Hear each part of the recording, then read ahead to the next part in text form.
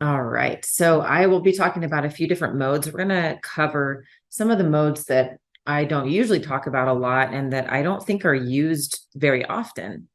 So the first one I want to talk about is search mode.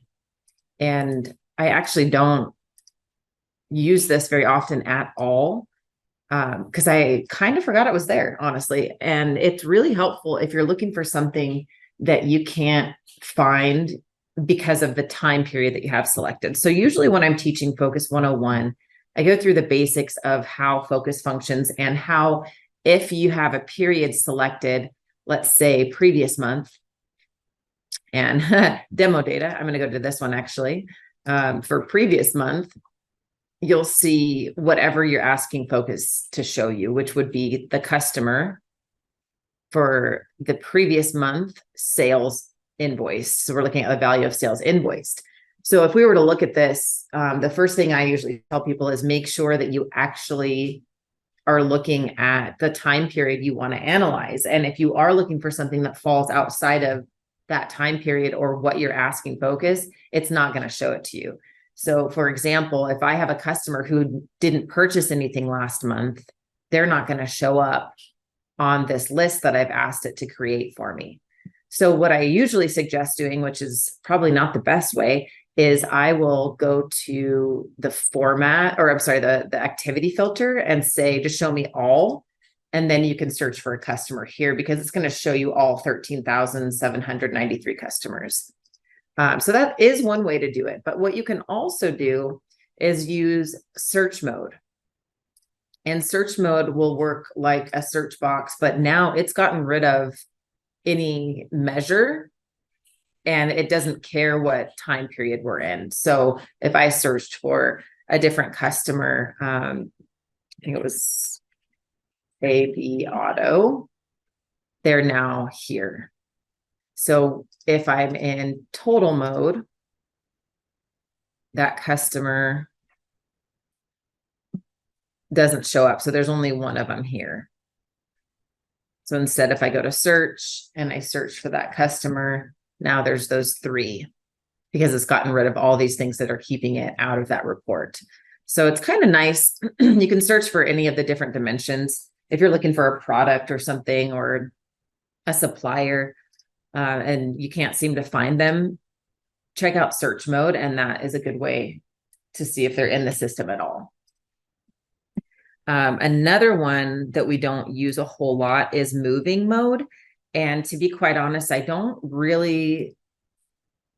know of very many use cases for this yet. So I'll show it to you and then you can think about it on your own and see if there's a way that you would use this. And if you do think of a good example, I would love to hear it. So if we're going to look at sales rep, for example, and in period mode, if I'm looking at a rolling 3 months, and this is completed, so a rolling 3-month completed, it's going to show me July, August, September. If I go to moving mode, it's now going to still show me these months separated like this, but it's also going to tack on the previous 11 months. So moving mode is now going to be July plus the 11 months before that, August plus September plus. So that's moving mode. Again, I don't use it often, so I don't really even have any good examples for why you would use this, but I know that people do use it. So I wanted to make sure to show it to you. Market mode, that's another one that's rarely used, I think. And I don't see a lot of people using it, but it's really, really cool. So market mode counts the number of entities, such as customer, in one column, and it's the market, and then a subset of entities in another column, and then compares the results in a third column. So what we can do is we can compare a market segment to the overall market to calculate and display market penetration. So looking at, if we were to do, let's say, I'm going to move back over to my sales database. So bear with me on this one. I don't have a lot of really good data in my sales one because it hasn't updated in a few months, but it'll still make sense. So what we'll do is we'll go and click on country. I'm going to select the US and click focus. And now we're going to go to market mode. From here, I'm going to then tell it what to put in the other columns. So we're in US, and then we're going to go to product subclass. I'm going to select downlights and transformers and Phocas. And then I'm going to keep this as customer shipped to. That's one I want to look at. And then I'm going to switch this to say territory. So now what I'm looking at is a lot of data. So I do actually want to get rid of a few things first. So before we go over what they are, I'm actually going to go to measures and select none. And that'll get rid of the measures because I don't care about that right now. I want to see the percent of the market that we have. So right now I'm looking at every different territory, which in this case is different states. The country that I had here is the name. And then should have, customer ship to. Okay. And so then we have the market. So the total customers shipped to in each state. And then the percent of market penetration here on the right-hand side. So you can do this a ton of different ways. This is the example that I know best just from all of the documentation that we have. So I don't know. I thought, I guess I could switch this around. I was thinking that I could see the customer ship to name, but I can't because that's here in the market. So the market, the segment, and then the penetration of percentage. The unfortunate thing about this one is that you can't chart when you're in market mode, and I can't right click and do an advanced search on this, because what I would like to do from here to make it even more valuable is I would want to create a report that shows me anything below 70% or something. So you can't really do that with this one. All you'd have to do though is you could look at it from here, or you could sort it. So then you can find all those customers or all those territories, but you can't do anything beyond that. So it's a little bit limited that way, but I thought it was really interesting that you could see that percentage with your market and your segments separated out. And then the transaction mode and custom mode. I want to go over a couple other things on both of those that you might not know. So for transaction mode, I know a lot of times when people start using this, you get to a point where it feels like you're kind of stuck. So we're focusing on this. We go to transaction mode, and there's not a whole lot you can do here. So there is quite a bit you can do as long as you know the tricks. You might already know these, but just in case you don't, whatever is displayed here, you can change this simply by going to the properties button. And then you can choose whatever properties you have available. You can select all, you can select none, you can do one at a time. I'm going to select a couple things just to show you the differences. So of course, then once you select those, it adds in all these different columns.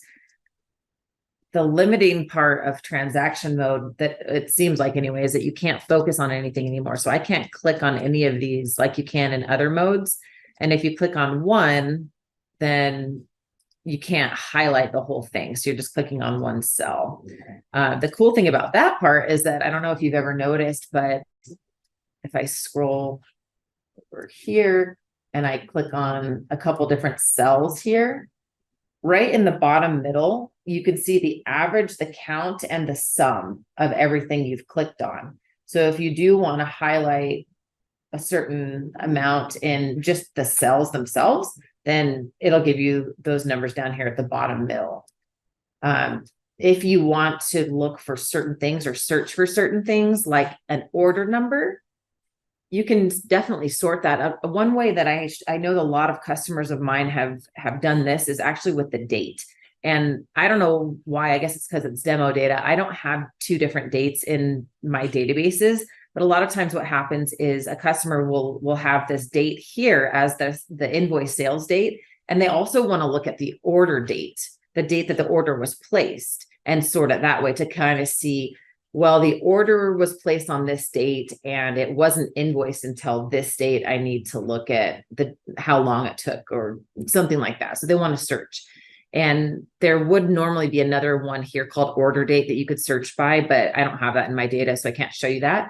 But I can show you order number and invoice number. So if you go to the advanced search icon here, which is the magnifying glass, you can then choose a different property or measure here to search. So I'm going to search property and I'm going to search it by order number. So you can just say equal to, type in an order number and click apply. And then everything with that order number will pop up. So you can do that for any of the properties that you have selected. So I always like to show that in transaction mode because it seems like it's really limiting, but you can actually get more out of it if you know the tricks. Another thing I wanted to show you for custom mode, and actually, I think the person who asked me about this is on the webinar today. So I'm going to use your example because I think it's really great. So they were trying to do, let's go back to this one. They were trying to get a calculation based on the cost. There we go. The cost and the of purchases by vendor or supplier. And there was a lot of calculations, a lot of data in Excel and calculations that were happening that were taking way too long. So what I did instead was I tried to figure out a way that we can do that calculation a different way. So they don't have to export and calculate and add things up and whatnot. So what we did is I did in custom mode. First, we set this to say, let's look at year to date, and we're going to look at variance. So based on the difference between these two things, the current and the previous, if they were at over 100,000, we would need to have a percentage of 1% calculated against their costs for the current year. So we set this up to say current, previous, and a variance. And then the part that we were missing is the calculation part. We needed to calculate that 1%. So this got us part of the way there. And it's a good example to say that we can save you a lot of time, even if it's only half of the work that you need to do for the moment. But what we did here is we got rid of the percent variance because we wanted to look at just the number.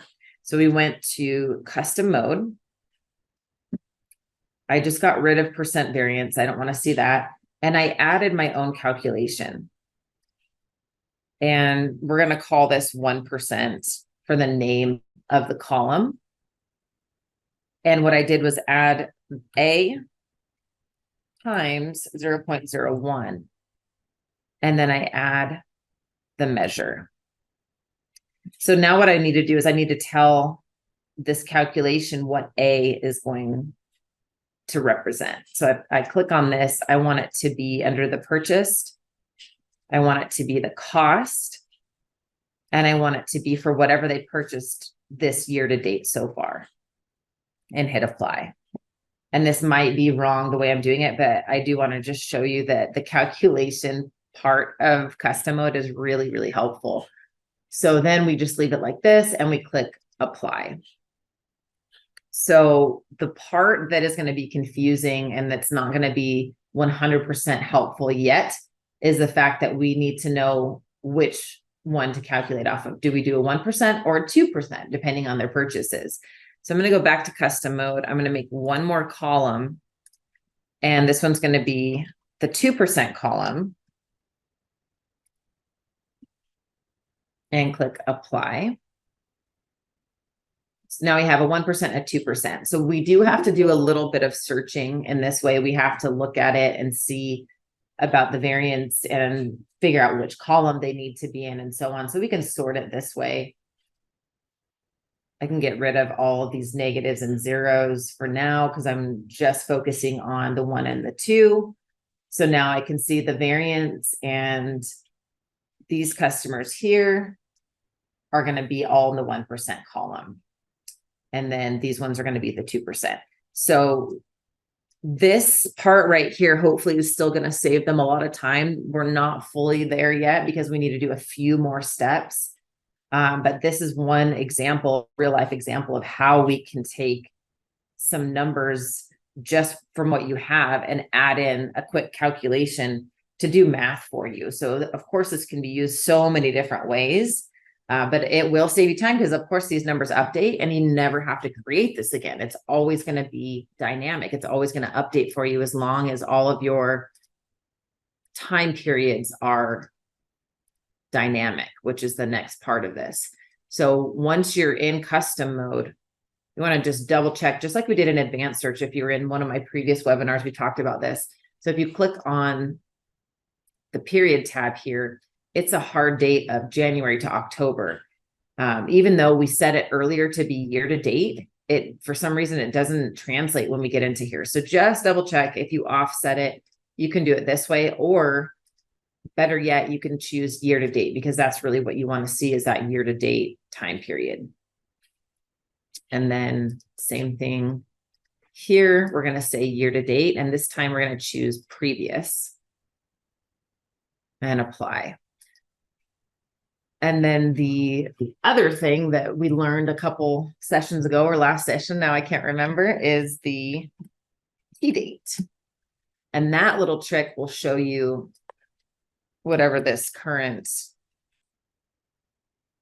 year is. Instead of saying current and previous, it's going to give you the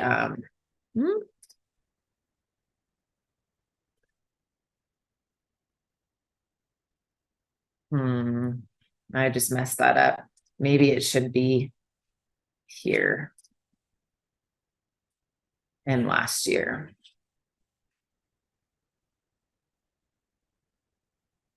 There we go. That'll make more sense. There we go. Okay, so we have 2023, 2022, the variance, and then the percentages.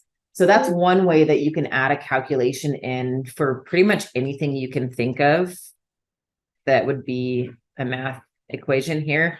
You can have up to 26 variables. I don't know if you want to get that crazy, but you can definitely push the limits a little bit. The other way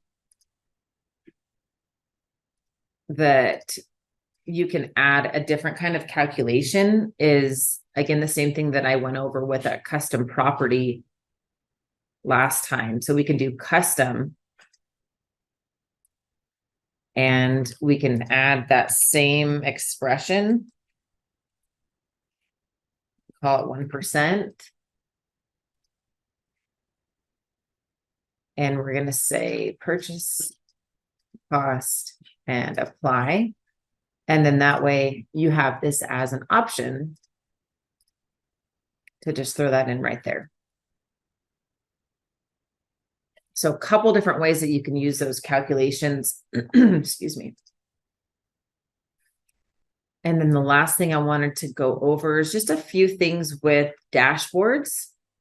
And I wanted to show you the RF or warehouse database and how you can link it to your dashboards. And I couldn't get it to work in my demo site.